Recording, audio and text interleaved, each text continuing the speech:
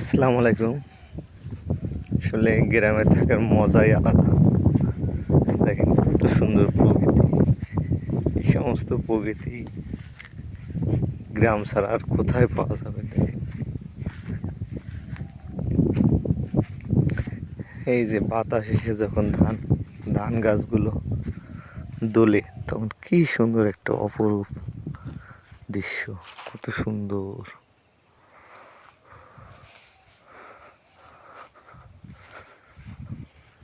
এদিকেই যাই, আসলে যে যাই বলুক, গ্রামের প্রাকৃতিক দৃশ্য, গ্রামের বায়ু, আবহাওয়া, বসবাস সব কিছুর মধ্যে একটা স্বস্তি আছে।